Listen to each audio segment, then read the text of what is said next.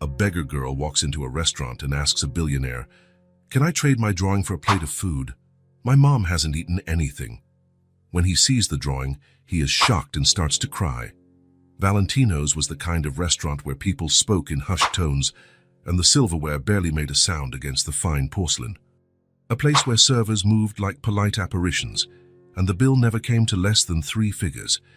It was here that Miles Whittaker ate lunch every Tuesday, always at the same corner table, always alone.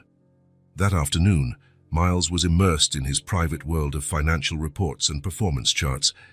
His grey eyes scanned numbers and tables, while his right hand made precise notes in the margins of the pages. The custom-made navy blue suit and the discreet but very expensive watch were the only clues as to who he really was. One of the richest men in the city, and probably also one of the loneliest. He had barely tasted the grilled salmon in front of him. The food was just a formality, an excuse to leave the office for an hour and think in peace. Having just turned 40, Miles had built a financial empire that many envied, but few knew what he had sacrificed to get there. "Sir, more wine." The waiter briefly interrupted his thoughts. Miles gave a negative gesture without taking his eyes off the papers. He didn't need anything else. He never did. This was his routine, his control, his perfect little bubble of order and predictability. Then the door of the restaurant opened, letting in not only a chilly afternoon breeze, but something completely unexpected in that controlled environment. First, it was the murmuring of the other customers that drew his attention. Then the sudden movement of the servers hurrying toward the entrance. Miles lifted his eyes from the documents and saw a child had entered the restaurant. She wasn't just any child with wealthy parents and designer clothes.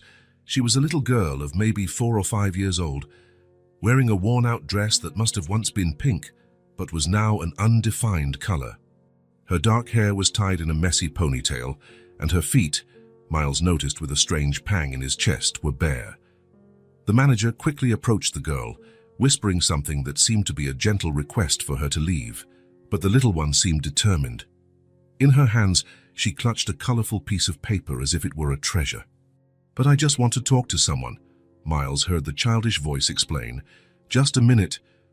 There was something in that voice, a mixture of courage and vulnerability, that made Miles raise his hand, a gesture the restaurant manager recognized immediately. "Is there a problem, Mr. Whittaker?" the man asked, approaching the table with the child a few steps behind. "Let her come," Miles said, surprising even himself with those words. The manager hesitated but ended up nodding and stepping back. The little girl looked at Miles, sizing him up with dark, intelligent eyes that seemed far older than her small frame. "Hi," she said, approaching the table cautiously but resolutely. "You look important." Miles couldn't help a faint smile at her straightforward observation. "And why do you think that?" he asked, putting the papers aside. "Because everyone's looking at you, and the man in the uniform called you sir, with that special voice." She shrugged as if it were obvious. "My name is Ellie." "Miles," he replied, again surprising himself. It had been years since he introduced himself by his first name to a stranger. Ellie nodded as if she approved of the name, and then, without ceremony, held out the paper she was carrying. "I made this drawing," she announced. "Can I trade it for food? My mom hasn't eaten, there's nothing at home." The sentence, said so naturally, hit Miles like a punch in the gut. For a moment, he felt transported to another time, another place, another restaurant where he himself had been on the outside looking in. Are you hungry?" he asked, trying to keep his voice neutral. Ellie nodded emphatically. "And my mom too," she added, lowering her voice a bit. "She said she'll eat later, but I know that means there's no food." Miles took the drawing she offered. It was simple and colorful, like any child's drawing, but what it portrayed hit him with unexpected force. There were 2 figures, clearly an adult woman and a child, sitting at a table in front of an empty plate. It wasn't an abstract or imagined scene. It was that child's reality, drawn in crayon. Ellie had given them sad expressions, a reality no child should have. Something blurred his vision. Miles blinked, confused, feeling moisture roll down his cheek. When a drop fell onto the drawing, slightly smudging the color, he realized he was crying. Miles Whitaker, the man who hadn't shed a tear even at his parents' funeral, was crying because of a child's drawing. Quickly, he wiped his face with the linen napkin, embarrassed and disoriented by this reaction he couldn't control. His hands trembled slightly as he folded the drawing and carefully placed it in his briefcase. "Thank you," he said, his voice choked. He cleared his throat to hide it. "Do you have a name?" "I already said it's Ellie," she replied with the simple logic of children. "Right, Ellie."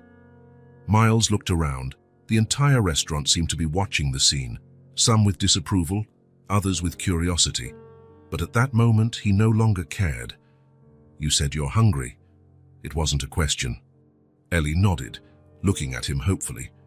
Her eyes, big and dark, had an intensity that disarmed him. For the first time in many years, Miles felt the genuine impulse to help someone without calculating the benefits or consequences. "Would you like to sit down?" he offered, indicating the empty chair across from him. Ellie looked at her dirty feet and then at the velvet upholstered chair. "I think I'll get it dirty," she said, hesitant. Miles made a dismissive gesture. "It doesn't matter."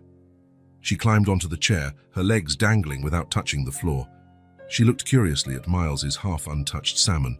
"That's salmon," he explained, lightly pushing the plate toward her. "Have you ever tried it?" Ellie shook her head, but her eyes remained fixed on the fish. Miles signaled to the waiter, "Bring another plate, please, and an orange juice." The waiter hesitated for a second, enough for Miles to notice, but soon nodded and left to fulfill the order. While they waited, Ellie swung her legs and looked around, observing the luxurious environment with curious eyes. "Do you work here?" she asked. Miles almost smiled. "No, I have a company. I work with money." "Money?" Her eyes lit up. "You must have a lot then. We don't have much." Her honesty disarmed him. Miles wasn't used to such direct conversations, without the layers of courtesy and falsehood that coated his world. "Where's your mom right now?" he asked, changing the subject. "Waiting," Ellie answered simply. "She couldn't find work today." The waiter returned with the plate and the juice. Miles cut a small piece of salmon and placed it on Ellie's plate. "Try it. If you don't like it, we can order something else." She picked up the fork carefully, as if afraid to break it, and tasted the fish. Her eyes widened in surprise. "It's good," she exclaimed, with a smile that transformed her face. Miles watched her eat with a voracity that confirmed just how hungry she was. She alternated between big gulps of juice and bites of fish, eating quickly, as if afraid the food might vanish at any moment. "Slow down," he gently advised. "There's plenty." Ellie slowed her pace, but her anxious eyes swept over the table, noticing the bread they hadn't touched and the dessert listed on the menu. "My mum, she needs to eat too," the girl said suddenly, as if remembering an important responsibility. Miles felt that strange pang in his chest again. "We can take food to her," he suggested. "What do you think she'd like?" Ellie's eyes lit up. "She likes chicken and potatoes and salad. She always says we need to eat green things to be strong." Miles signaled to the waiter again. "Prepare 2 full meals to go," he requested. "Chicken, potatoes, salad, and include dessert, the best you have." While they waited, Ellie told Miles about her mom, about how they lived in a small apartment, about how her mother looked for work every day. She spoke with a surprising naturalness for such a young child, without self-pity or drama, just stating facts as if everyone lived the same way. "My mom says things will get better soon," she concluded, wiping her mouth with the cloth napkin in a gesture clearly imitating the adults around her. "We just need to wait." The waiter returned with 2 white bags. The aroma wafting from them made Ellie's eyes widen. "All that is for me and my mum," Miles nodded, handing the bags to her. "Thank you, Mr. Miles," she exclaimed, holding the bags with both hands as if they were made of gold. "My mom's going to be so happy." She turned to leave but stopped and looked back. "Are you really going to keep my drawing?" "I will," Miles answered with a quick nod. Satisfied by his answer, Ellie headed for the exit, the bags swaying by her small frame. Miles watched until she disappeared through the door. Then, without a second thought, he stood up, left a $100 bill on the table, and followed in the same direction. Once outside, he spotted Ellie already several yards ahead. an impulse he didn't understand and that, if he stopped to analyze, might even frighten him, made him follow her, keeping a safe distance so as not to alarm the child. Ellie walked with determination, her small bare feet stepping familiarly onto sidewalks that gradually became less well kept. The wide, clean streets of the financial district gave way to narrow alleyways and cracked sidewalks. The imposing buildings were replaced by older, more run-down structures. Miles, in his expensive suit and polished shoes, felt increasingly out of place, but he continued on. He noticed how Ellie deftly avoided potholes and obstacles, how she greeted some people along the way, a man sitting on a building stoop, a woman sweeping the entrance of a questionable-looking store. The further they went, the more evident the signs of poverty became.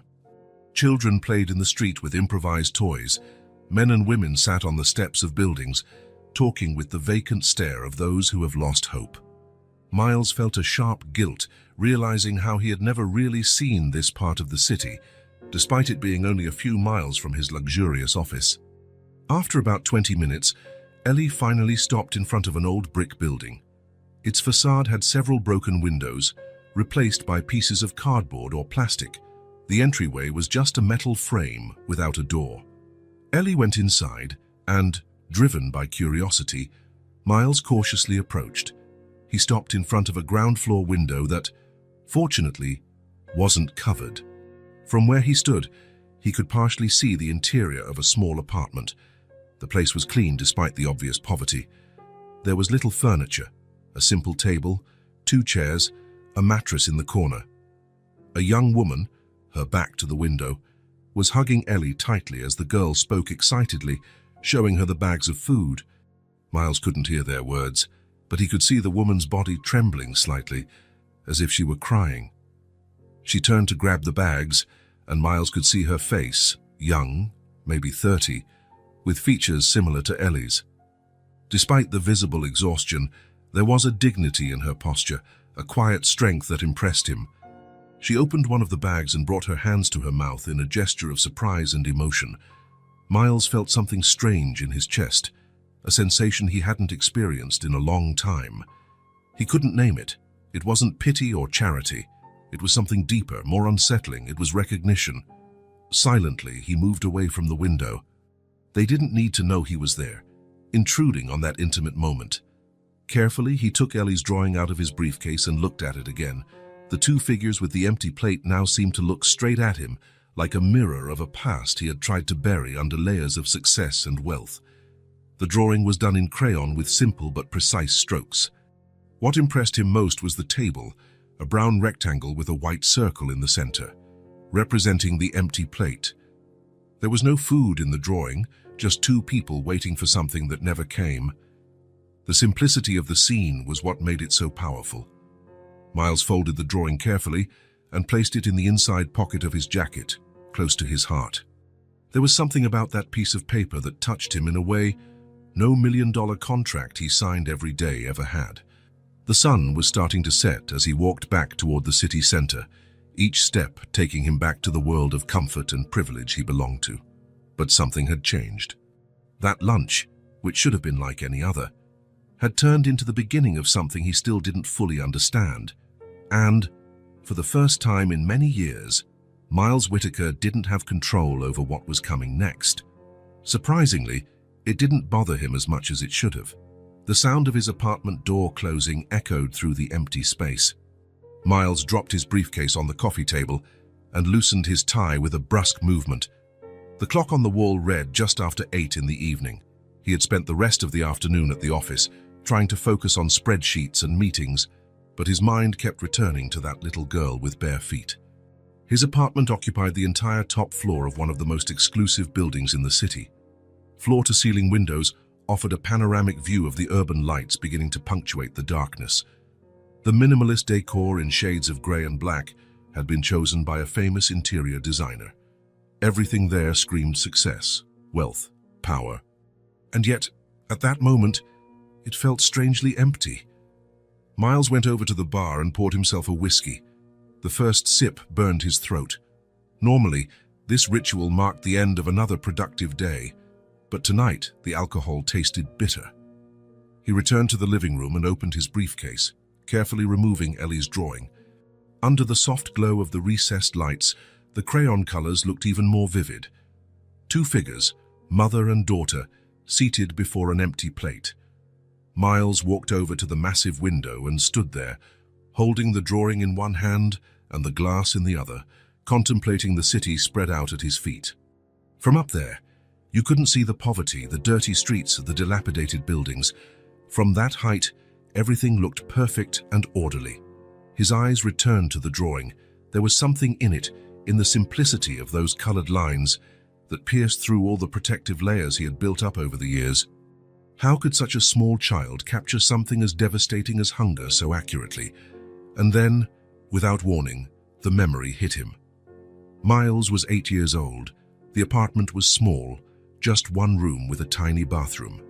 The cheap wooden table had 3 good legs, and one replaced by a stack of books. His mother sat across from him. Between them were 2 empty plates. "Are you sure you're not hungry?" he asked, noticing how she seemed thinner every day. "I already ate earlier," she lied, wearing a smile that didn't reach her eyes. "I'm saving room for when dinner arrives." But he knew, even as a child, he knew there would be no dinner just as there had been no lunch. The last package of pasta had run out the day before. The milk, 3 days before that. A neighbor had promised to bring something after work, but it was already past 9 at night. His mother reached across the table and touched his fingers. "Tell me a story," she asked. "The one about the boy who builds a rocket." It was her strategy to distract him from the hunger. Miles began to narrate the story he had invented, about a boy who built a rocket from junkyard parts and traveled to a planet where food grew on trees and no one had to work 16 hours a day like his mother. As he spoke, he watched her face, which was looking more pale by the day, her eyes sunken in deep circles. She smiled and asked questions, pretending to be interested, pretending everything was okay, that it was normal to go days without eating. That night, lying on the thin mattress they shared, Miles made a promise to himself. One day, he would never be hungry again. He would never see his mother waste away. He would never be at the mercy of someone else's charity. One day, he would be so rich he could buy every restaurant in the city just to make sure there was always food on the table. Whiskey spilled as Miles's hand began to tremble. He didn't even notice the liquid dripping onto the expensive carpet. The memory, so vivid, had opened a wound he thought had long since healed.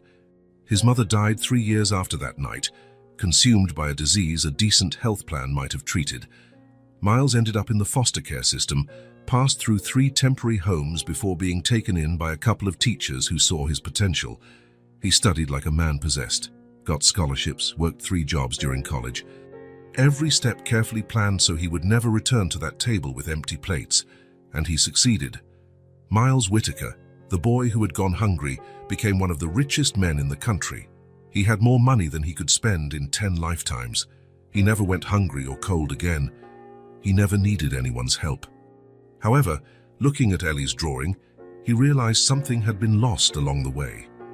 At some point in his journey, he forgot the original reason he wanted to be rich. It wasn't just to ensure his own safety. It was so he would never again feel that helplessness, that pain of not being able to help the one he loved. Miles put the glass down on the table and sat on the couch, still holding the drawing. How long had he been hiding behind spreadsheets and acquisitions, ignoring that out there, just a few miles from his exclusive condominium? Children like Ellie and mothers like Joanne faced the same struggle he and his mother had faced decades ago. Hunger, humiliation, silent despair. A sob escaped his throat, surprising him. Miles hadn't cried since he was 15 when his school counselor told him it was impossible for someone with his background to get into Harvard. The tears felt strange, almost painful, as if they had been suppressed for so long they were now forcing their way out. He looked at the drawing again. The 2 colored figures, with their resigned expressions, seemed to stare at him with a silent question. "Now that you know, what are you going to do?" Miles stood abruptly. He couldn't just ignore it. He couldn't pretend he hadn't seen Ellie and her mother, not after being transported back to that empty table from his childhood. He needed to know more about them.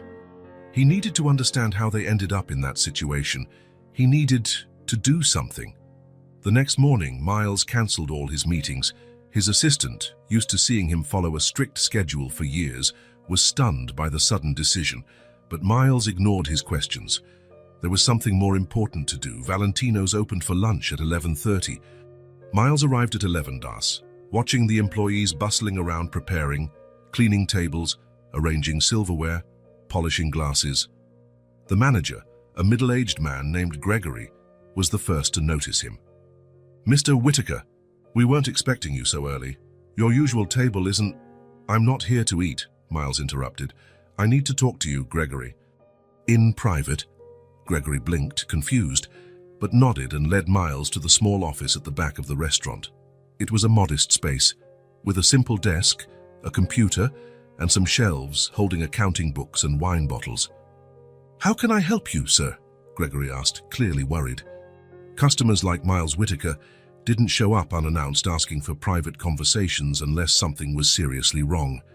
"The child who was here yesterday," Miles began, sitting in the chair across from the desk. "The little girl with no shoes. Do you know who she is?" Gregory seemed to relax a bit, though he was still confused about the direction of the conversation. "Oh yes, it wasn't the first time she appeared. I've seen her a few times around the neighborhood. Do you know anything about her? About her mother?" The manager scratched his chin, thinking, "Not much. Her mother used to work at a cafe a few blocks from here. That place closed about 6 months ago during the downturn. Since then, I think she's been doing odd jobs, cleaning, that sort of thing." Miles nodded, absorbing the information. "What's her name? The mother's?" "Joanne, I believe. Joanne Coleman or Colson, something like that." "Joanne," Miles repeated, the name sounding familiar even though he had never met the woman. "And the girl, Ellie, is short for—" "Eleanor, maybe?" "Not sure." Gregory grew more intrigued by the questioning. "If I may ask, Mr. Whitaker, why the sudden interest?" Miles didn't answer immediately. How to explain something he didn't fully understand himself? How to say that this barefoot child had unearthed memories he had spent decades trying to forget? "Just curious," he finally replied. "Do you think anyone else here might know more about them? Perhaps Marina, one of the servers. She lives in that area. And Carlos, our kitchen assistant, also knows a lot of people in the neighborhood." Miles stood up. "I'd like to speak to them." Gregory hesitated. "Sir, we're about to open for lunch and—" Miles took out his wallet and pulled out a few $100 bills. This should make up for any inconvenience. Minutes later, Marina entered the office.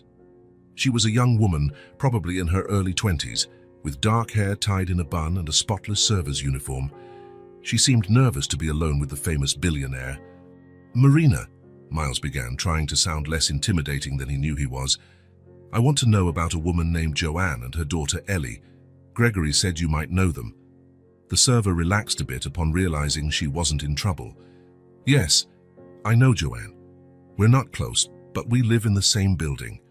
She moved in about 4 months ago, after being evicted from her previous apartment." "Evicted?" "Yeah, she couldn't pay the rent after losing her job at the cafe. A lot of people in the neighborhood are going through that since they started demolishing old buildings to build luxury condos." Miles felt a pang of guilt. His own investment firm had financed several of those urban revitalization projects. "What else can you tell me about her?" Marina thought for a moment. "She's a good mum, very dedicated to Ellie, always polite, despite everything. I think she's educated, you know. She doesn't seem like someone who's always been poor." "What kind of education?" "I heard she was a teacher."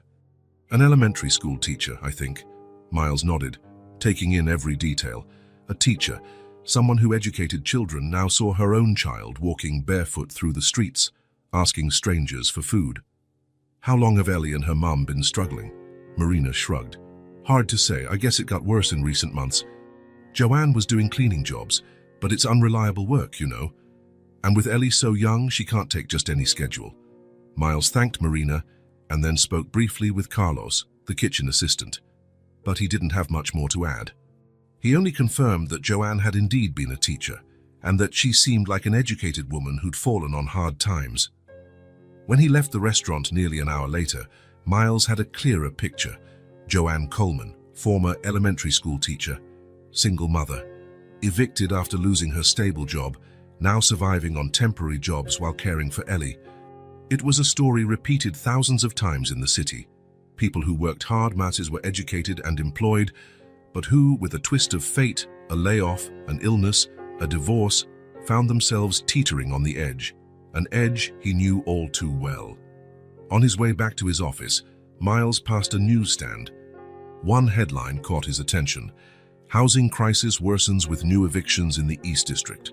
The East District, exactly where Ellie and Joanne lived, exactly where his company had invested millions in urban revitalization. He bought the newspaper and read it in the back seat of his car while his driver took him across town. The article talked about entire families being evicted to make way for new developments, about how rents had tripled in the area in the last 2 years, about how public schools were closing due to lack of funds, while new upscale restaurants opened every week. There was nothing in it that Miles didn't already know in theory, but now all of it had a face. The face of a barefoot girl with a drawing in her hands. The face of a mother who hugged her daughter in a dilapidated apartment, crying with relief because they had something to eat that day. When he arrived at his office on the top floor of one of the city's most towering skyscrapers, Miles didn't go straight to his room. He stopped in front of the huge window in the main lobby, looking out over the city below. Somewhere among those buildings, Joanne and Ellie were struggling to survive another day. His initial curiosity about them had turned into something deeper. It was as if, by helping them, he could finally help that little 8-year-old boy and his sick mother sitting in front of empty plates all those years ago. Miles pulled his phone from his pocket and dialed his assistant's number.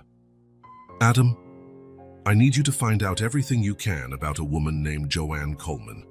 Former elementary school teacher, lives in the East District with her young daughter, Eleanor."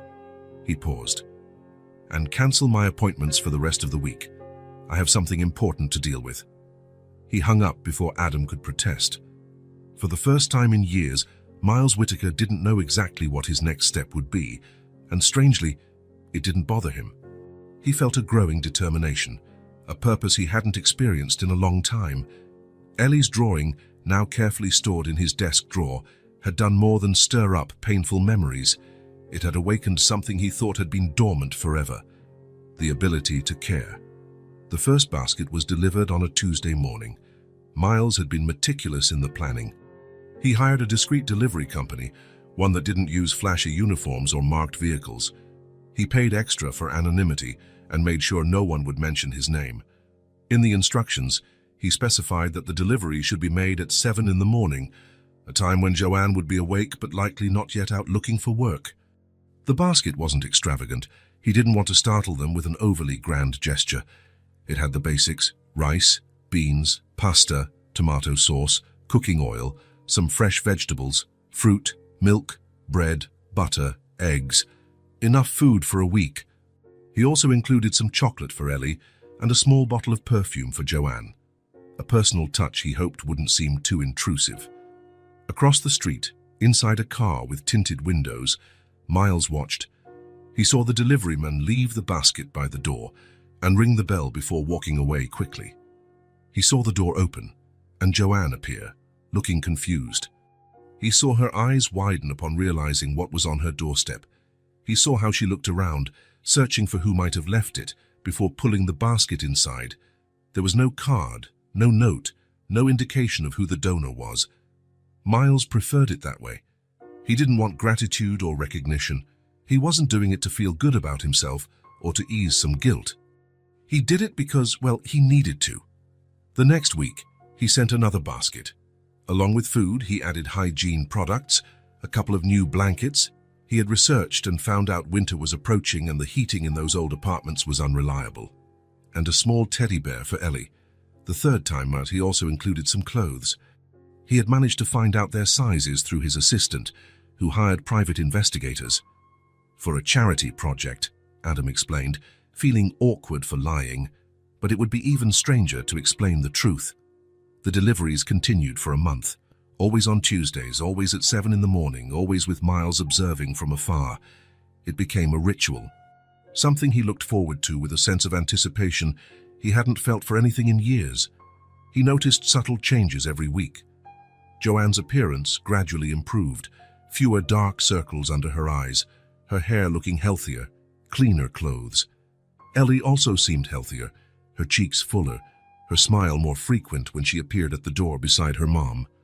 On that particular morning, the 5th delivery, Miles decided to do something different. He would deliver the basket himself, not to reveal his identity, but because he felt an inexplicable need to be closer, to see their reactions firsthand, not from the safe distance of a parked car. He dressed simply. Jeans, a t-shirt, a plain jacket, nothing that would reveal his true financial status. He arrived a bit before 7, carrying the heavy basket in his arms. This time, it included not only the usual items, but also a small sketchbook and colored pencils for Ellie, and a book for Joanne, a poetry collection his assistant discovered she enjoyed, based on some old social media posts. He approached the door silently, set the basket down, and rang the bell. He turned to leave quickly, like the deliveryman did, but wasn't fast enough. "Hey, food guy!" The child's voice made him freeze. He turned slowly to see Ellie standing in the doorway, still in her pajamas, her hair tousled from sleep. Her eyes, however, were wide awake and staring at him with a mix of surprise and joy. "Ellie? Who is it?" Joanne's voice came from inside the apartment. "It's the food guy, Mom." Except this time he didn't run away so fast. Miles felt the urge to run, but his feet seemed glued to the ground. Ellie came closer to him, her bare feet just like the first time he saw her. "Why do you drop things off and then leave?" she asked, tilting her head to the side, curious. "Don't you want to talk to us?" Before Miles could answer, Joanne appeared in the doorway. She was also in pajamas, a simple cotton set, her hair in a messy bun. Upon recognizing him, her expression shifted from curiosity to surprise, and then to something Miles couldn't identify, mistrust perhaps. "Mr. Whitaker?" she said, and the familiarity with which she said his name surprised him. "You know me?" he asked, uncomfortable. A small smile tugged at the corner of her lips. "It's hard not to recognize the face of one of the richest men in the city," she replied, "especially when he shows up in the news at least once a week." Miles felt exposed, vulnerable in a way he wasn't used to. He had planned everything so carefully to remain anonymous, and yet here he was, identified the moment Joanne laid eyes on him. "So it's you who's been sending the baskets," Joanne continued. It wasn't a question. Miles nodded, unable to deny the obvious. "You know my mom?" Ellie asked, looking up at him with those big, inquisitive eyes that seemed to see far beneath the surface. "No, sweetie," Joanne answered before Miles could say anything. "Mr. Whitaker and I have never formally met. But he knows me. He gave me food at that fancy restaurant," Ellie reminded her mother, as if she needed to be reminded. She turned back to Miles. "Thanks for the things you send. Mom cried about the perfume, and I loved the teddy bear. Did you know I named him Theo?" The simplicity with which the child expressed gratitude made Miles feel oddly uncomfortable. He wasn't used to such frankness, this total absence of pretense or ulterior motive. In his world, gratitude always came with expectations. He began, not sure what to say. "It was nothing." "It was something," Ellie countered with childlike directness. "It was a lot. We barely had anything to eat before. Now we have a ton, and Mom doesn't cry at night anymore, thinking I can't hear her." Miles saw Joanne flush, embarrassed by her daughter's revelation. "Ellie, honey, why don't you take the basket inside?" Joanne suggested softly. The girl nodded and dragged the basket inside with some difficulty, leaving Miles and Joanne alone in the doorway. An awkward silence fell between them. "Why?" Joanne finally asked, her voice low, almost a whisper. Miles averted his gaze. "I just wanted to help. People like you don't help people like us without a reason," she replied, not in bitterness but with a fatigued resignation. "What do you want in return?" The question caught him off guard, not because it was unfair, but because he didn't have a clear answer himself. What did he want? Why was he doing this? It wasn't the calculated charity he did for fundraisers, where he donated large sums to abstract causes and received public applause. "Nothing," he finally said. "I don't want anything in return." Joanne studied him for a long moment, as though trying to decipher a complex puzzle. "Well, thank you anyway," she said at last. "The baskets, they've made a huge difference." Miles nodded, relieved he didn't have to explain further. "Food guy." Ellie's voice interrupted the moment. She had returned and was holding something in her hands. "I made this for you." She held out a piece of paper. Miles took it and felt a lump form in his throat. It was another drawing similar to the first, but with one crucial difference. This time there were 3 people sitting at the table, clearly Ellie, her mother, and him, and the plate in the center was full, overflowing with colorful food. "That's us," Ellie explained, pointing to the figures. "You, me, and my mum. With real food." Miles stared at the drawing for a long moment, unable to speak. Something inside him, some carefully guarded barrier, seemed to be dissolving. "Thank you," he managed to say finally. "Will you have dinner with us one day?" Ellie asked hopefully. "I told Mum you should." Miles looked at Joanne, who seemed equally embarrassed and amused by her daughter's candor. "Ellie has a gift for direct invitations," she commented with a small smile. Miles hesitated. Social dinners were part of his life, of course. Business dinners, charity events, occasions where every word was calculated, every move had a purpose. But a simple dinner with no agenda, with a woman and a child he barely knew. Maybe someday. Ellie's face lit up. "Promise." He wanted to say no. He wanted to keep a safe distance, remain just the food guy who left anonymous baskets. But something in those hopeful eyes disarmed him completely. "I promise," he answered, surprising himself. In the days that followed, Miles continued sending baskets, but now without the pretense of anonymity. Sometimes he delivered them himself. Other times, when inevitable meetings and commitments prevented him, he went back to the old system of discreet delivery men. With each visit, Ellie greeted him with growing enthusiasm. He was no longer just the food guy, but simply Miles, said with a familiarity he found oddly comforting. The girl started waiting for him on Tuesday mornings, often already posted by the door when he arrived. "It was cold last night," she told him one morning, helping carry a small bag of fruit. "Mum put 3 blankets on me, the ones you sent." On another occasion, "Did you know I get scared when it's dark? Mum leaves a small light on, but sometimes the power goes out." Or yet another time, "Yesterday I dreamed we had a big house with a garden, just like in storybooks. We lived there, me, Mum, and you too." Each small revelation, each fragment of her life, touched Miles in a way he couldn't explain. It was as if, through Ellie's eyes, he saw the world in a completely new way, simpler, more honest, without the layers of cynicism and calculation he was used to. Joanne, for her part, kept a polite distance. She always thanked him, always showed courtesy, but rarely shared anything personal. Miles could sense her caution, her reluctance to fully trust this wealthy stranger who, for reasons unknown, had decided to help them, until one particularly cold morning, when he arrived with the usual basket plus some winter coats, she invited him in. "Just for a coffee," she offered, noticing his hesitation. "It's cold out there." The apartment was small but surprisingly cozy. Miles noticed the personal touches that turned the precarious space into a home. Ellie's drawings on the walls, small potted plants on the windowsills, books neatly arranged on makeshift shelves. A serene dignity permeated every corner, despite the evident poverty. "How did you find us?" Joanne asked as she served a simple coffee in chipped mugs. "After that day at the restaurant, I mean." Miles recounted how he had followed Ellie home, feeling suddenly ashamed to admit what, he realized now, might be seen as an invasion of privacy. To his surprise, Joanne didn't seem offended. "Then it was meant to be," she said with a small smile. "Or at least that's what Ellie would say. She's convinced you're some kind of guardian angel sent to us." "I'm far from an angel," Miles replied, uncomfortable with the comparison. "I know," Joanne said, her gaze suddenly more intense.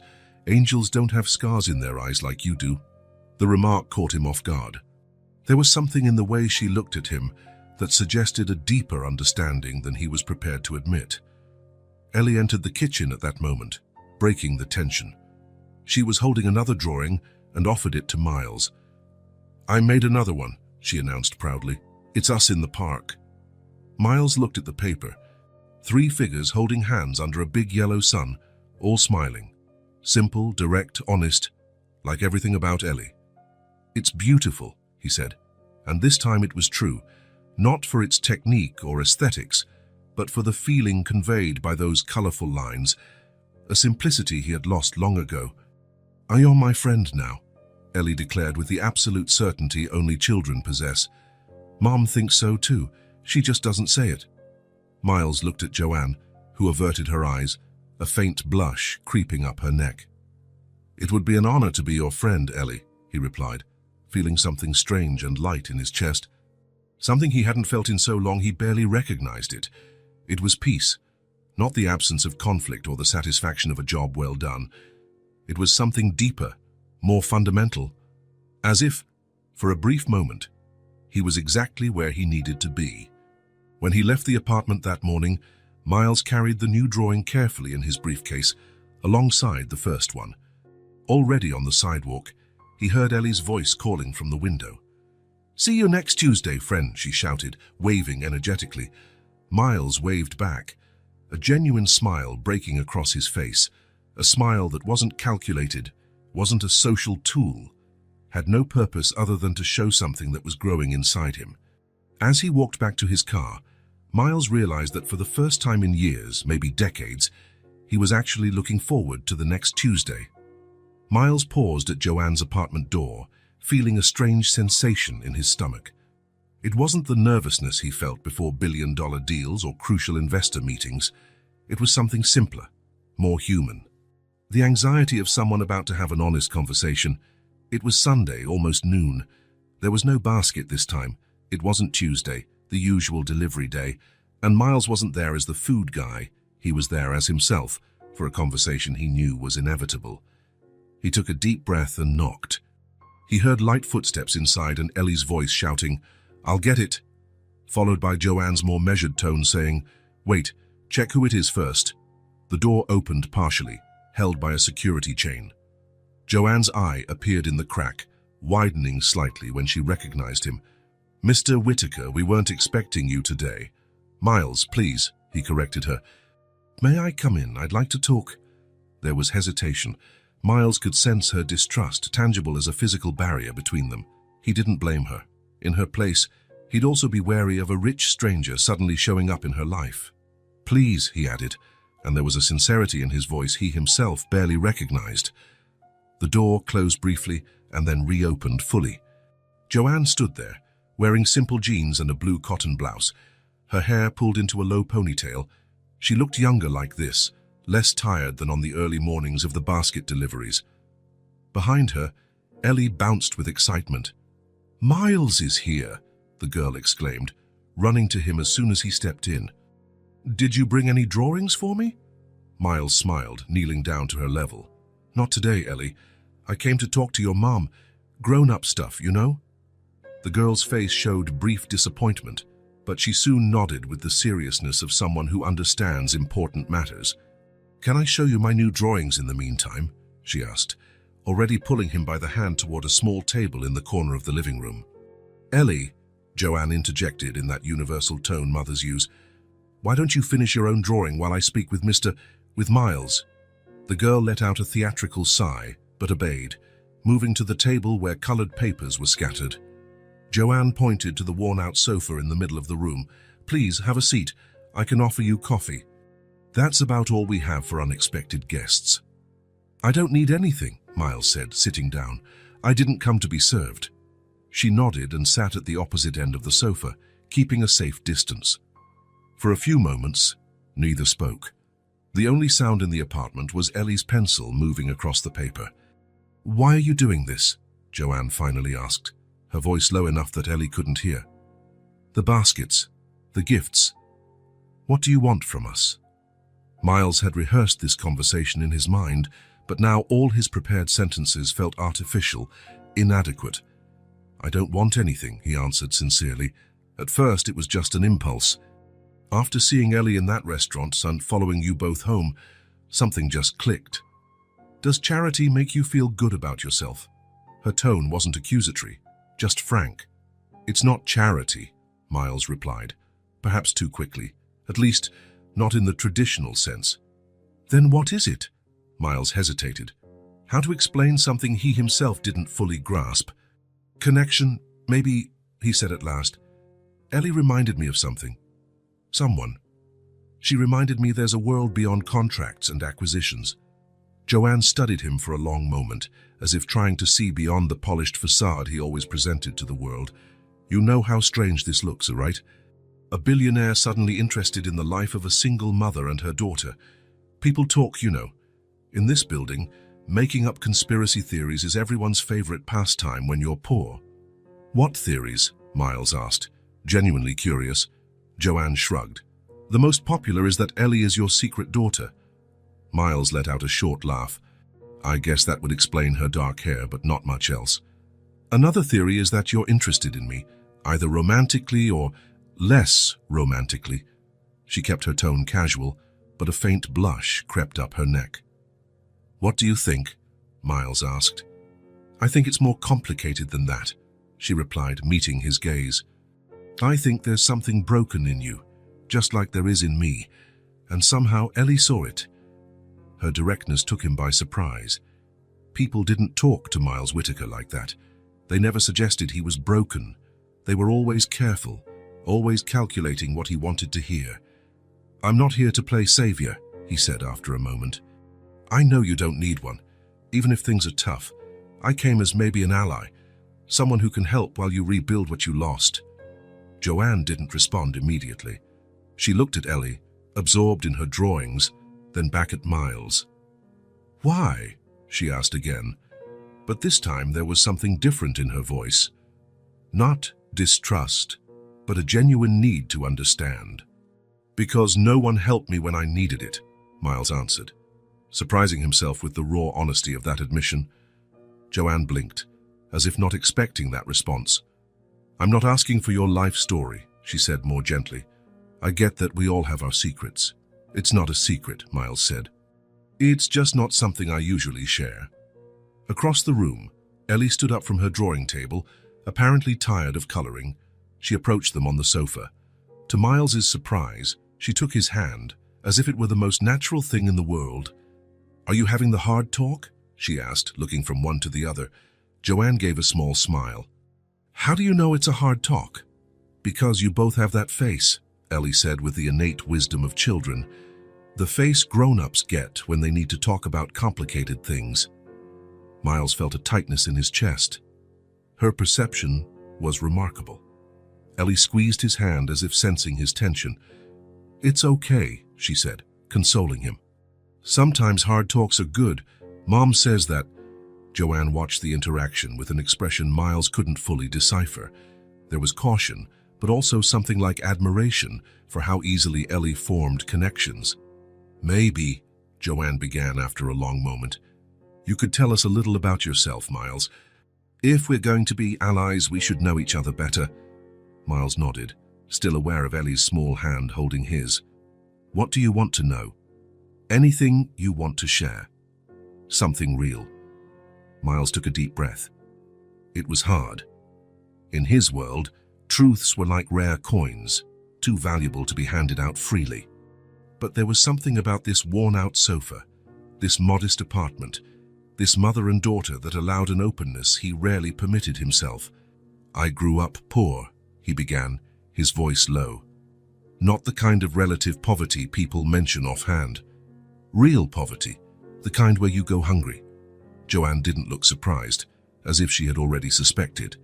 My mom did what she could, sometimes 3 jobs, but it was never enough. She got sick when I was 11, died when I was 14. We didn't have insurance, no savings, nothing. Ellie squeezed his hand a little tighter, as if she sensed the weight of his memories. I went to foster homes, 3 of them, until a couple of teachers took me in. They saw potential in me, pushed me to study. I got scholarships, worked through college. The rest is the public story. Whittaker finances, acquisitions, investments, success. And the emptiness, Joanne added gently. Miles looked at her, surprised. You fill your life with work, money, power, she continued, but there's still an emptiness. The hungry boy is still in there. Her words hit Miles with unexpected force. No one had ever articulated so clearly what he had felt for years, maybe decades. Yes, he finally admitted. The emptiness, a silence settled between them, not uncomfortable but heavy with mutual recognition. Joanne was looking at him differently now, as if truly seeing him for the first time. "My turn," she said after a moment. "You already know a lot about us, I suppose. Probably have complete dossiers." Miles didn't deny it. His assistant had indeed compiled detailed information about Joanne and Ellie. "But maybe it's different hearing it from me," she continued. "I was a teacher for 8 years, elementary education. I loved my job. Even with the low pay and difficult conditions, I had a simple but stable life." She looked at Ellie, who was listening intently. "I got pregnant with Ellie at 26. Her dad, well, he wasn't ready to be a dad. He left before she was even born. I kept working until my last month of pregnancy and went back as soon as Ellie was old enough for daycare." Ellie nodded, as if to confirm the story she already knew well. "Everything worked out, in a way. It wasn't easy, but we were okay. Then the school where I worked closed, budget cuts, they said. I tried to find another position, but there were hundreds of unemployed teachers. I took temporary jobs, cleaning, anything." Miles noticed how her hands tensed slightly as she spoke. Money wasn't enough. Rent went up. Prices went up. We got evicted. Moved to a smaller place, then an even smaller one. Finally, we ended up here. She gestured vaguely around the apartment. "It's not what I dreamed for Ellie, but it's what we have for now. Mom is the best teacher in the world," Ellie interjected firmly. "She teaches me everything. Letters, numbers, songs. I wish other kids could learn from her too." Joanne smiled, ruffling her daughter's hair. "My best student, without a doubt." "I miss playing with other kids," Ellie said, looking at Miles. "At my old school, I had friends. Now I only see kids at the park sometimes, but we don't stay long because Mom has to look for work." Miles felt a pang of sadness hearing that. Those childhood experiences, friends, playtime, a sense of belonging, were so fundamental, so formative. Ellie was being deprived of them by circumstances beyond her control. "And Mom's always sad," Ellie continued with disarming frankness. "She smiles at me, but I know she's sad when she thinks I'm not looking." "Ellie," Joanne exclaimed, blushing. "What?" "It's true," the girl defended herself. "You said we should always tell the truth. There are appropriate times for certain truths," Joanne gently explained. "It's okay," Miles interjected. "I appreciate her honesty. It's refreshing." Ellie smiled, satisfied by his approval. "I just want to see Mom happy again," she added. "Really happy, not just pretending." Miles noticed how Joanne looked both touched and embarrassed by her daughter's statement. There was an admirable dynamic between them. A mother trying to shield her daughter from harsh realities. A daughter too perceptive to be deceived by forced smiles. "That's why I draw so much," Ellie continued. "Happy drawings. I thought if I made a lot of them, maybe they'd become real." The simplicity of that childlike logic moved Miles deeply. There was a purity, an incorruptible hope in her words, something he had long since lost. "Sometimes," he said, looking at Ellie, "drawings really can become real in a way." "You think?" Her eyes lit up. "I do." Joanne watched their interaction silently, her expression now softer, her initial wariness noticeably reduced. "What exactly are you proposing, Miles?" she finally asked. "How would this alliance work?" Miles thought for a moment. He could simply offer money. That would be the easiest route. A generous check, maybe a new apartment, bills paid. But he knew instinctively that wasn't what Joanne wanted or needed. "You're a teacher," he began, "a qualified professional with experience. What you need isn't charity, but an opportunity, a path back to the stability you once had." She nodded slowly. "And you have connections," she added, understanding where he was headed. "I do," Miles confirmed. "But I don't just want to get you a job. That would be presumptuous. I want to help open doors, create possibilities. The rest is up to you." "And in return?" Joanne asked, still cautious. "In return?" Miles hesitated. What did he really want? In return, maybe we can keep having these conversations. Maybe I can visit occasionally. Maybe we can have that dinner Ellie keeps talking about. Joanne studied him for a long moment. Are you looking for a replacement family, Mr. Whittaker? She asked, but there was no malice in her voice, just genuine curiosity. I'm looking for a human connection, he answered honestly. Something I lost long ago while becoming who I am today. Ellie, still holding his hand, smiled at him. We can be your friends, she said simply. Right, Mum. Joanne hesitated, but something in her eyes softened.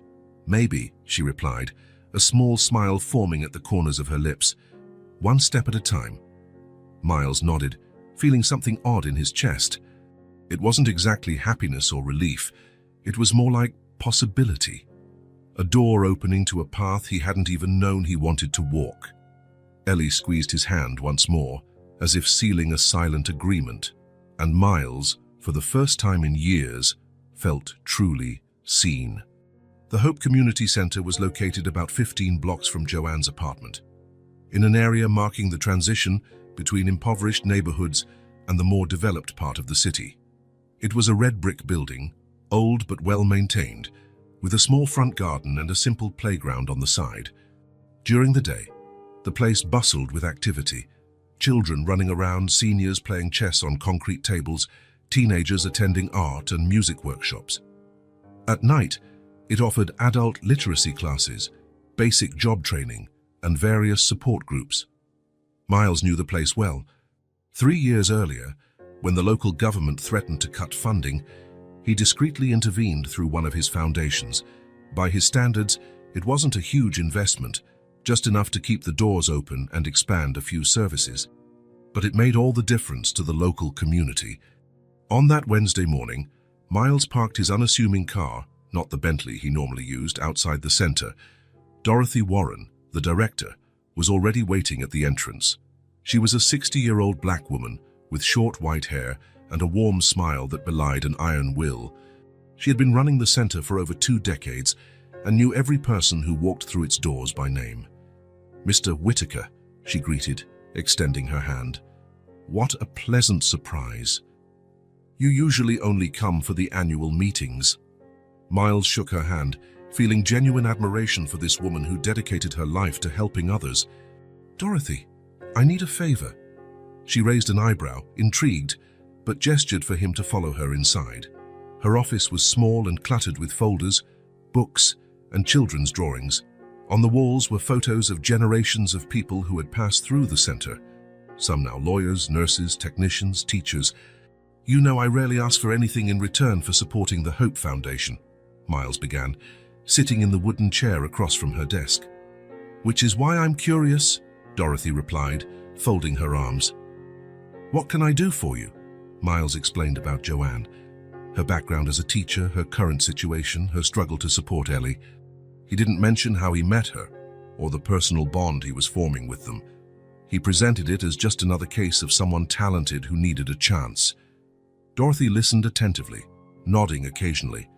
When he finished, she remained silent for a few moments, thinking it over. We have a vacancy, she finally said. We lost Ms. Liu last month. She got a job at a private school.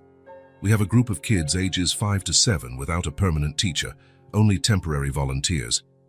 Miles felt a wave of relief, but kept his expression neutral. It's a full-time position, Dorothy continued.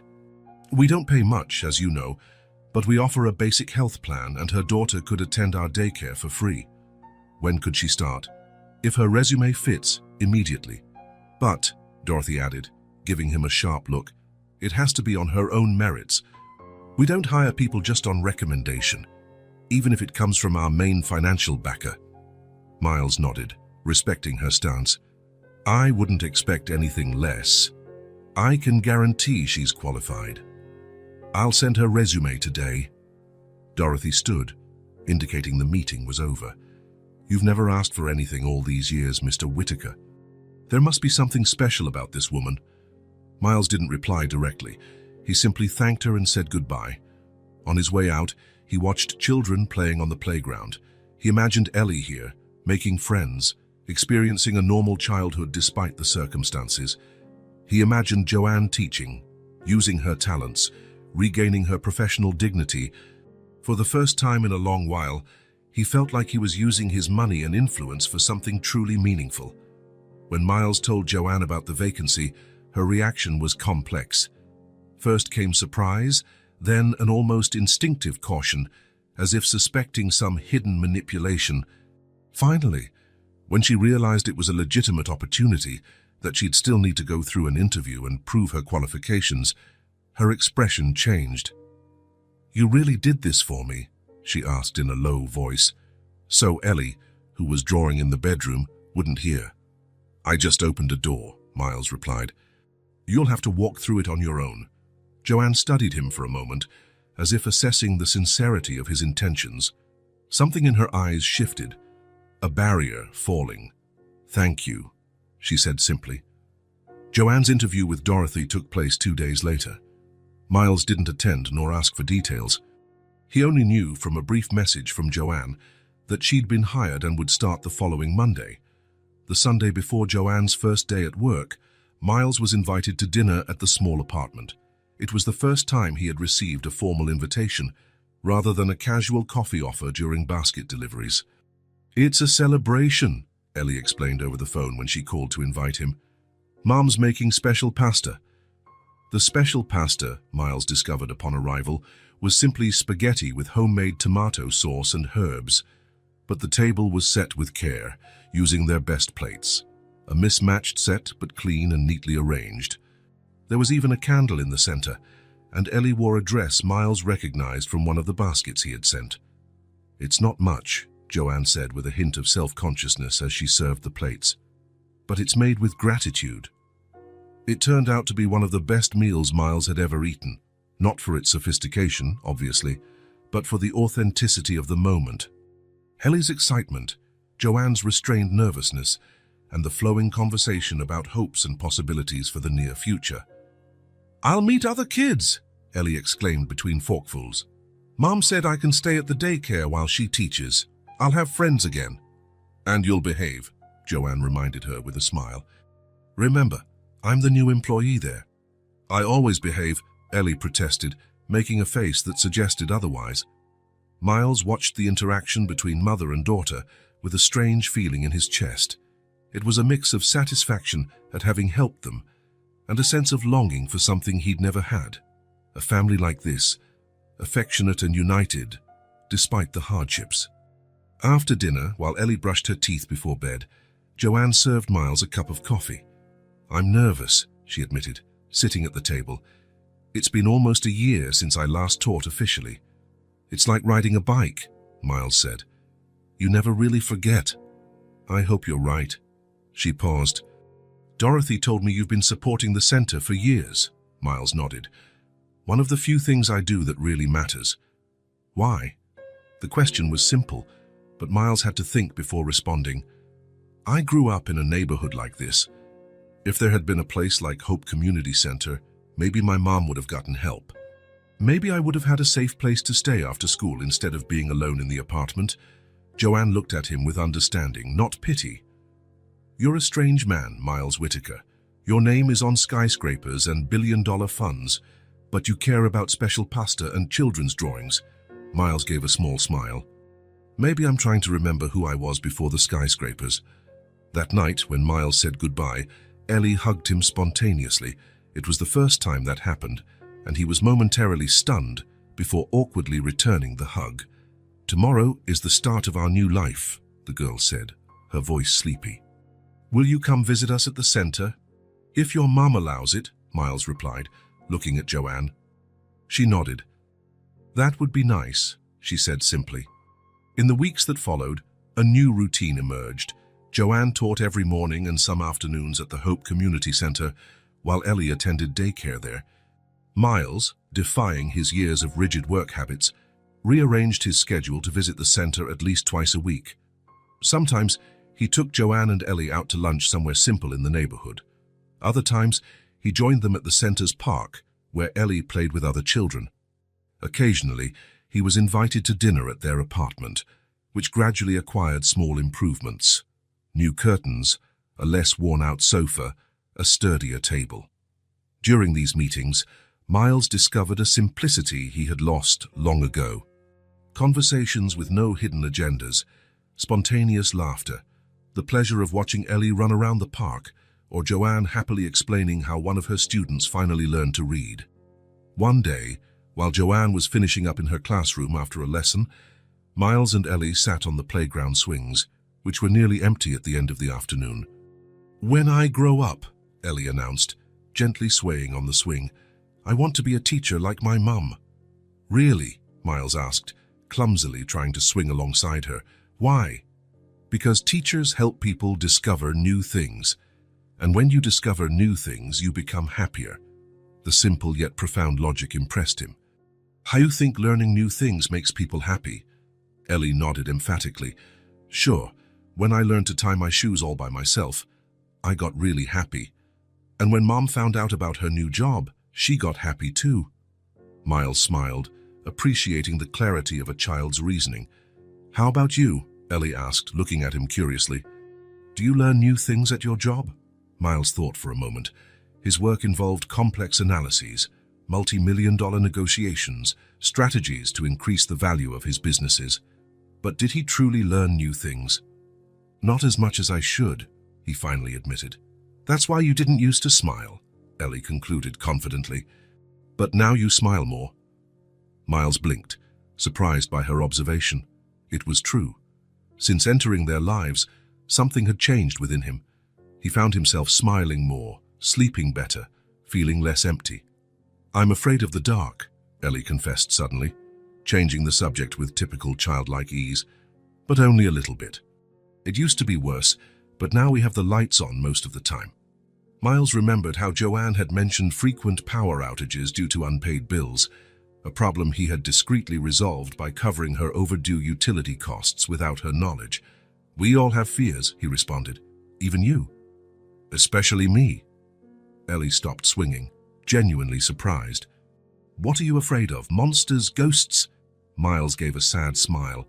"I'm afraid of being alone, I think. Of not mattering to anyone." The words slipped out before he could filter them. It was a truth he barely admitted to himself, much less to a 4-year-old. But Ellie just nodded as if it made perfect sense. "But you're not alone now," she said simply. "You have me and my mom." Miles felt something warm and heavy in his chest, a feeling without a name, a mixture of gratitude, tenderness, and a kind of hope he hadn't felt since childhood. "That's true," he managed to say, "and when you come over for dinner, Mom gets happy too," Ellie added, starting to swing again. "She smiles in that special way." Miles refrained from asking the obvious question about what that special way looked like, respecting Joanne's privacy, even though Ellie would probably tell him without reservation. In the distance, they saw Joanne leaving the building, waving at them. There was a lightness in her steps now, a regained confidence that grew with each day on the job. Miles noticed again how attractive she was when not weighed down by endless worries. "Ready to go?" she asked, approaching. "I thought we might do something different today. There's a small theater nearby showing an animated film. If it's not too late for your schedule, Miles..." "I'd love to," he replied, getting off the swing. He had a teleconference with investors at 7, but it could wait. Some things were starting to seem more important than meetings and spreadsheets. As they walked together to the theater, Ellie between them holding both their hands, Miles realized these simple moments, the casual dinners, the playground chats, the unplanned outings, were filling the emptiness Joanne had so accurately identified. The hungry little boy was still there, inside him, probably always would be. But now that boy wasn't alone anymore. There was a kind-hearted teacher and a bright little girl who, without knowing it, were teaching him to rediscover the world. And as Ellie had said, learning new things made people happier. Miles was in his office on the top floor of the Whitaker building, looking out through the panoramic window at the city spread below. It was nearly evening, and the lights were starting to glow, creating that urban constellation pattern that usually calmed him. But not today. His calendar was open on the computer screen. Over the past 2 months, more and more appointments had been cancelled or rescheduled. Important meetings with investors, strategic lunches, even a trip to Tokyo to negotiate the acquisition of a tech company. all to make room for visits to the Hope Community Center, dinners with Joanne and Ellie, weekends at the park.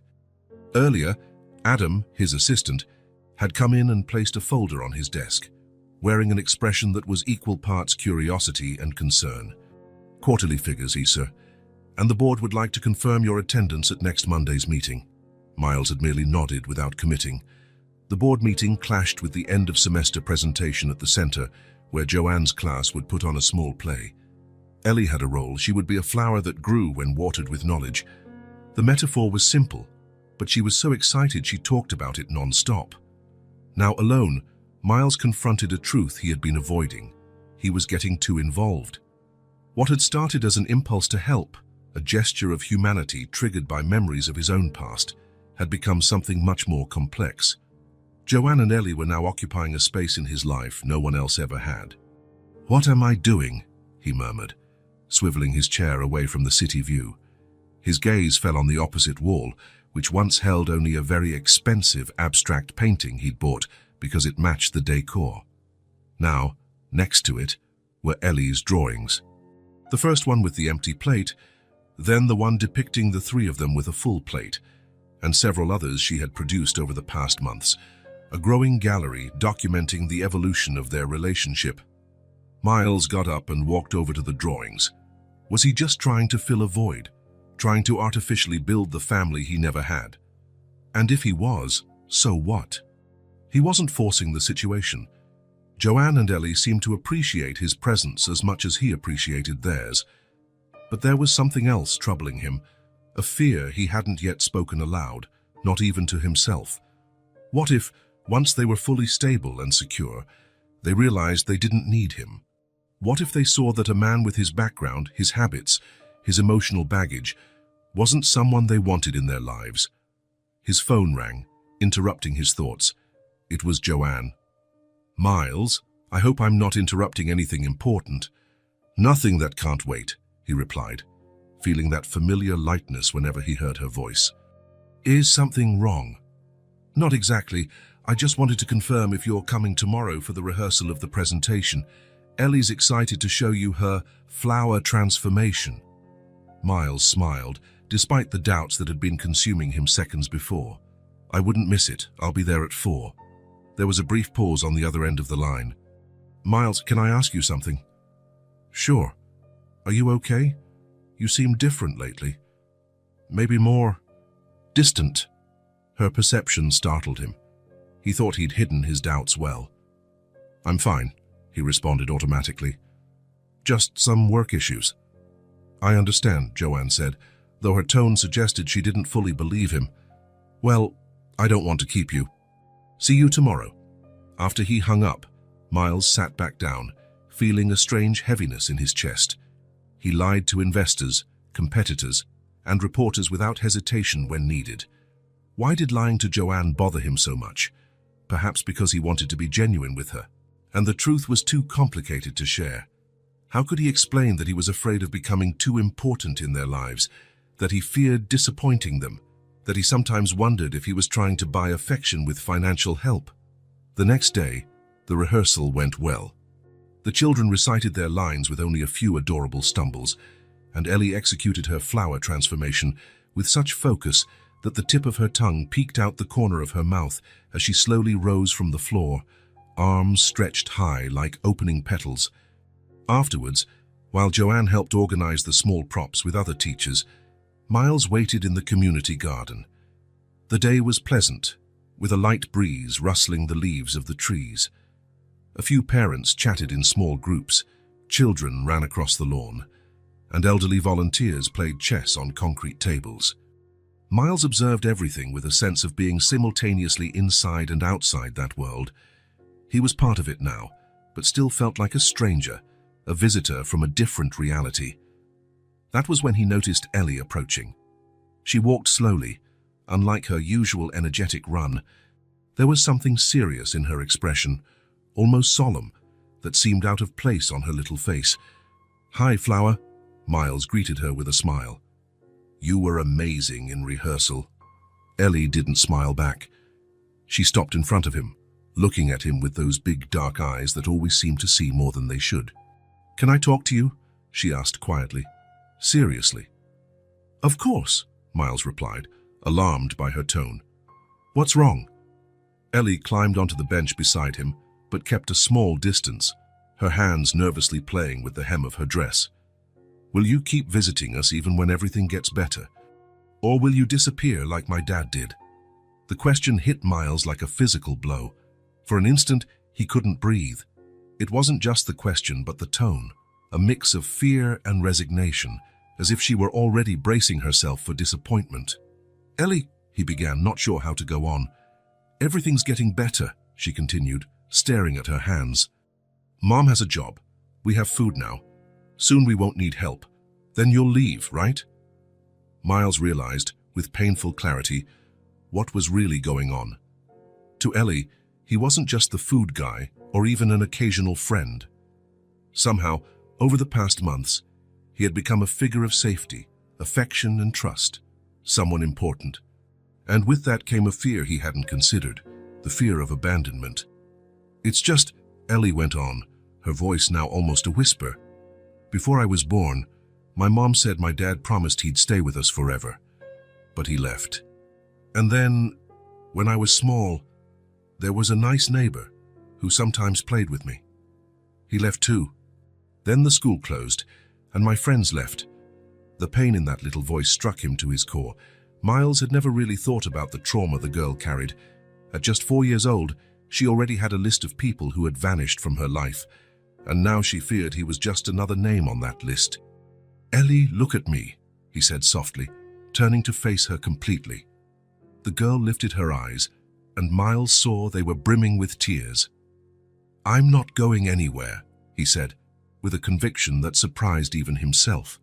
"It doesn't matter if you need help or not. I'm here because I want to be with you. Because I care about you and your mom." "Promise?" she asked, with the intensity that only children can put into a single word. Miles hesitated for a split second. Promises weren't something he made lightly. In fact, he avoided them in his personal life, because he knew how easily they could be broken and how much they could hurt. But Ellie's gaze demanded total honesty. "I promise," he finally said, "I won't disappear from your life." Something seemed to ease in Ellie's small body. She still didn't smile, but the tension subsided. "Even if you and Mom argue, even then. Even if you get super busy at work. Even if I get super busy. Even if you meet someone else you like spending time with more than us." Miles gave a sad smile. What an insecure question. How much pain it revealed for someone so small. "Ellie, there is no one I'd rather spend time with than you and your mom." Her eyes widened, as if that was hard to believe. "But you're a billionaire," she said, clearly having picked up the word from adults. "You know lots of important people." "I do," Miles agreed. "But important people aren't always people who are important to us. You understand the difference?" Ellie thought for a moment, then slowly nodded. "Like Principal Dorothy. She's important at the center, but she's not as important to me as my mom." "Exactly." They fell silent for a moment, Ellie processing everything and Miles reflecting on the commitment he had just made. It wasn't just a promise to comfort a child, it was a rearranging of priorities, an acknowledgement of the place Joanne and Ellie now held in his life. The doubts that had consumed him in his office still existed, but now they felt smaller compared to the reality of this moment. If he was filling a void, maybe he was also, for the first time, allowing himself to build something genuine, something that couldn't be measured in net worth or power. "My mom likes you," Ellie said suddenly, with that childlike frankness. "She smiles differently when you're around, and she gets sad when you go." Miles didn't know how to respond. The idea that Joanne might feel something for him beyond gratitude and cautious friendship was something he tried not to consider. Too complicated, too risky. "I think your mum finished with the props," he said, noticing Joanne stepping out of the building. "Shall we go find her?" Ellie didn't move. Instead, she leaned to the side, resting her head on Miles's shoulder in a gesture so natural and confident that it caught him completely off guard. "Thanks, friend," she said softly. The word friend, spoken with such simplicity and trust, broke something inside Miles, a barrier he hadn't realized he was still keeping up. a final protective wall around his heart. He felt his eyes grow hot, an unfiltered emotion washing over him. Slowly, awkwardly, he wrapped his arm around Ellie's small shoulders, pulling her into a proper hug. It was the first time he had ever hugged someone this way, not as a formal greeting or a social gesture, but as genuine affection. He felt the small, fragile body against his, the absolute trust she showed in that embrace. In that moment, all doubts seemed to fade away. The fear of getting too close, of creating expectations, of potentially letting them down, all still existed, but were now overshadowed by something bigger.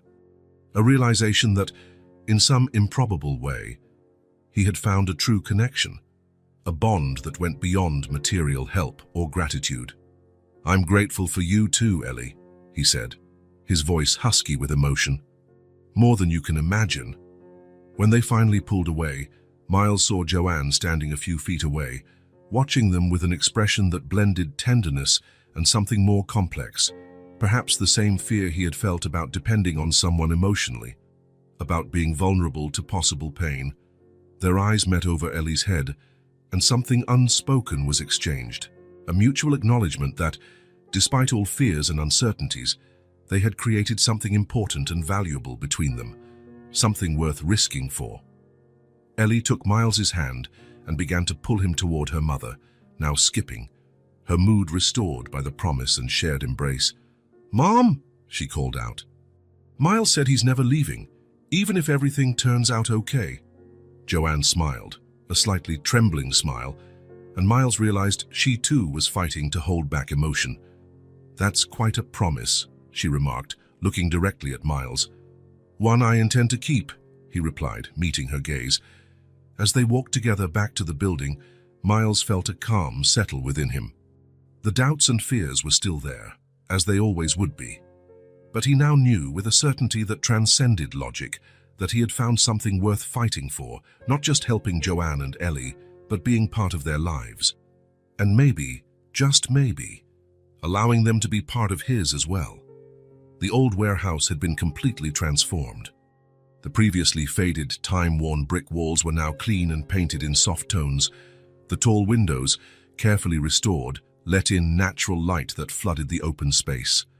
The wooden floor, sanded and varnished, gleamed under simple but elegant pendant lamps. In the center of the main hall, round tables were set up with white tablecloths and wildflower arrangements. A small stage had been assembled at one end, with a podium and a blue banner stretched overhead. "Roots of Tomorrow, Official Inauguration." Miles stood off to one side, quietly observing the final preparations.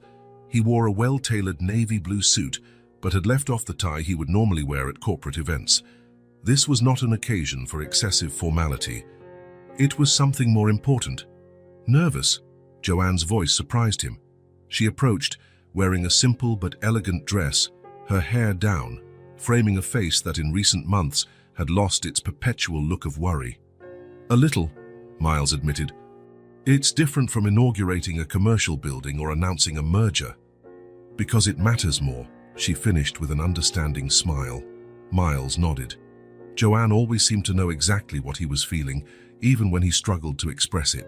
"Where's Ellie?" he asked, noticing the absence of the ever-energetic girl.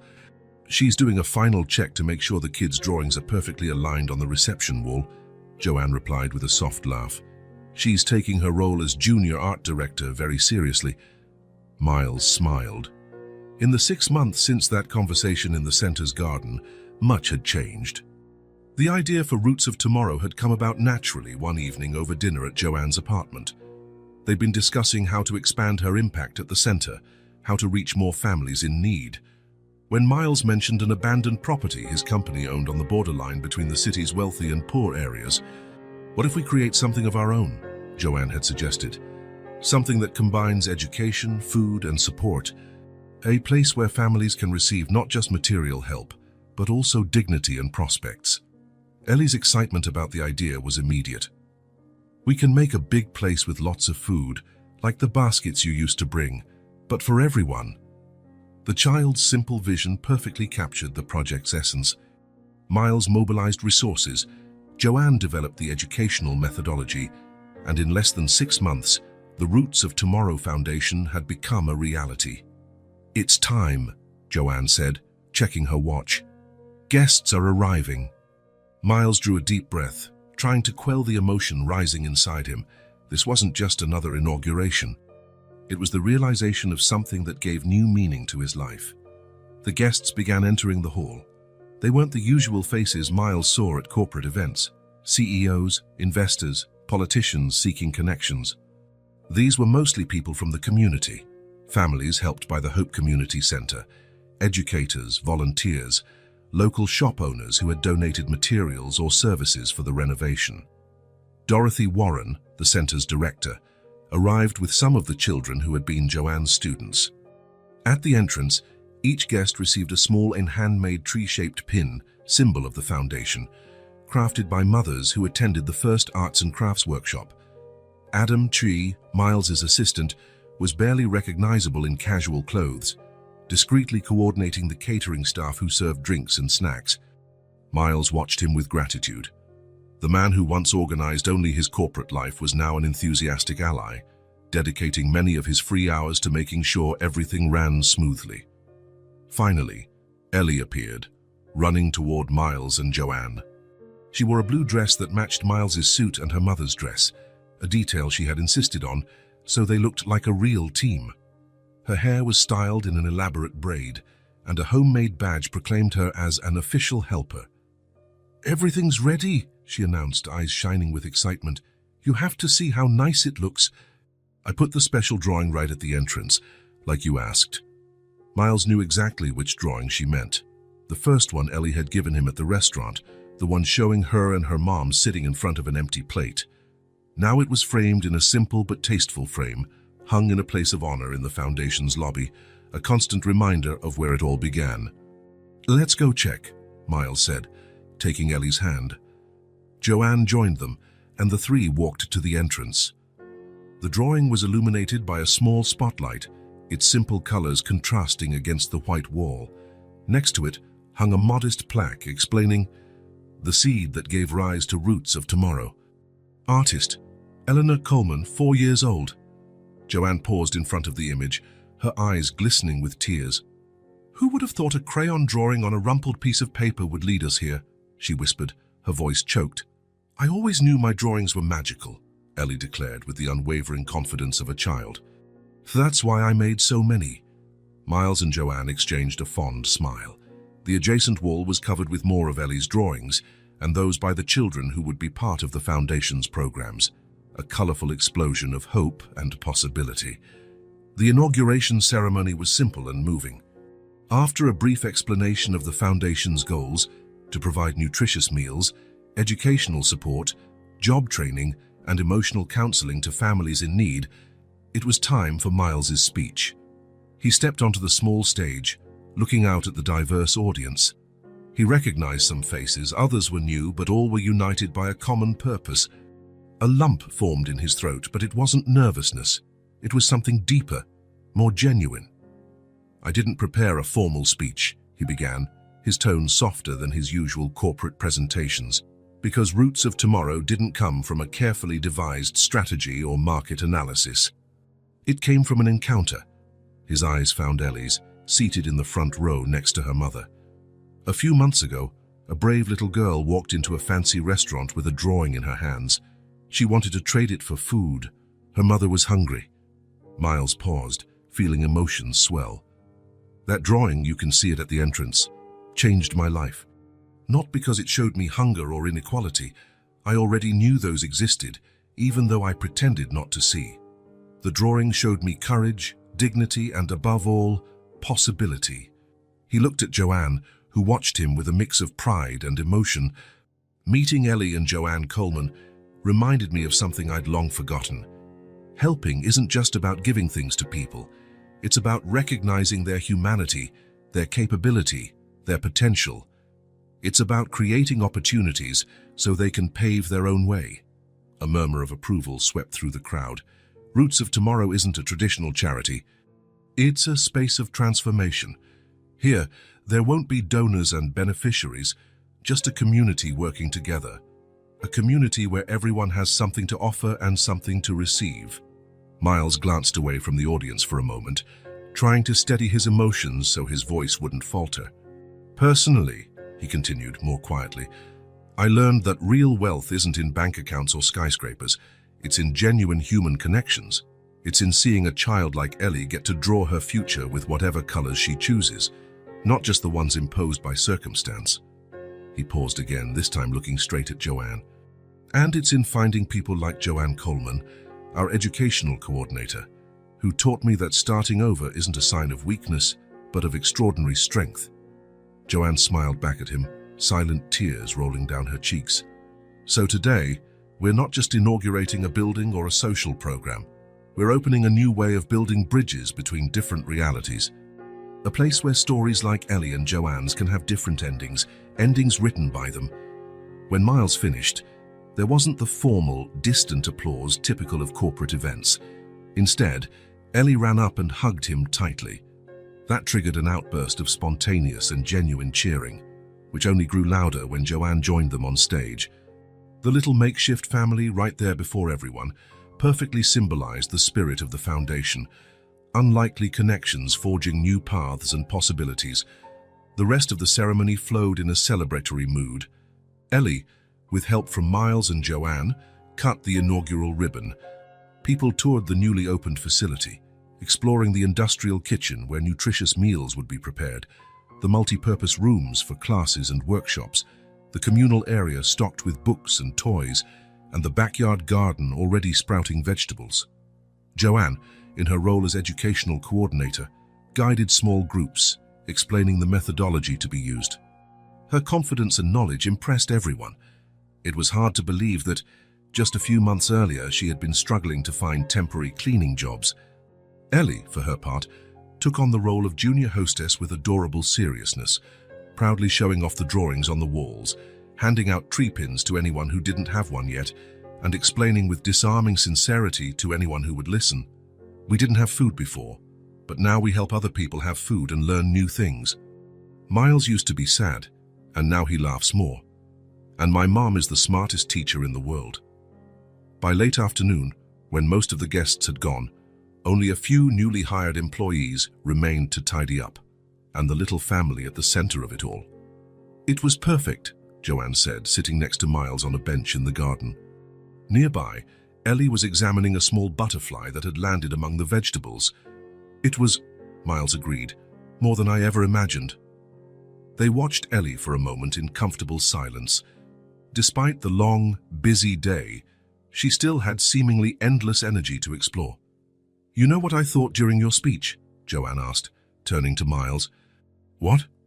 That sometimes the most unlikely people find each other exactly when they need to, like the universe knows what it's doing.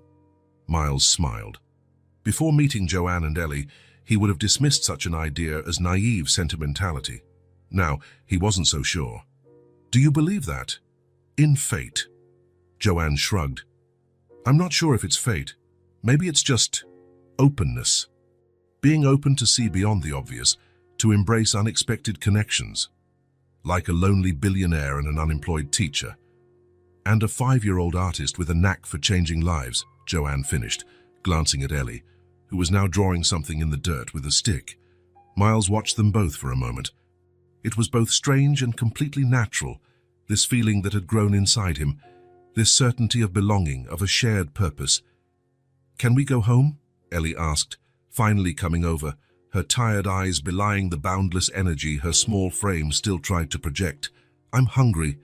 Of course, you sweetie, Joanne said, standing. We all deserve a good rest after today. Is Miles coming to dinner with us? Ellie asked, looking at him hopefully. Before he could answer, Joanne intervened. I was actually thinking we could try something different tonight. Miles looked at her, curious. I thought we could have dinner at Miles's place, Joanne continued. If he's inviting us, of course. It's been so long, and we've never seen where he lives. The suggestion caught Miles off guard. His penthouse had never really been a home, just a stylish, impersonal space where he slept between long workdays. But there was something about Joanne and Ellie filling that space with their presence that felt undeniably right. I'd love that, he replied. But I should warn you, I'm not nearly as good a cook as you are. We can cook together, Joanne suggested. Ellie is an excellent kitchen helper, aren't you? The girl nodded eagerly, her fatigue momentarily forgotten at the prospect of a new adventure. Can I see your drawings? She asked Miles. You must have lots of drawings at your house, right? Miles and Joanne exchanged amused looks. Ellie still couldn't fathom a world where adults didn't spend significant time drawing. Actually, I don't have many drawings, Miles admitted, but I do have a nice view of the city, and a lot of empty space that might need some new pictures. Ellie's eyes sparkled at the idea. I can make special drawings just for your house. I'd love that, Miles said wholeheartedly. As they walked together to the parking area, Miles reflected on how his life had changed so completely in just a few months. The man who once measured success by acquisitions and profit margins now found purpose in smiles, crayon drawings, and the daily effort to build something money could never buy. That night, in his minimalist and formerly lonely apartment, Miles watched Joanne and Ellie in the kitchen. They moved with a natural familiarity, as if the space had always been theirs, too. Ellie chattered endlessly about the inauguration, the butterfly in the garden, the pictures she planned to make to decorate the really white walls. Joanne prepared a simple but fragrant meal, occasionally exchanging knowing glances with Miles. When they finally sat down to eat, not at the formal dining table but at the kitchen counter, cozier and more intimate, Miles felt a quiet certainty settle within him. The Roots of Tomorrow Foundation would be important, helping hundreds of families and changing lives. But his true new horizon was right here, at this kitchen counter, with a resilient teacher and a spirited little girl who, by some miraculous twist of fate or chance, had become his family.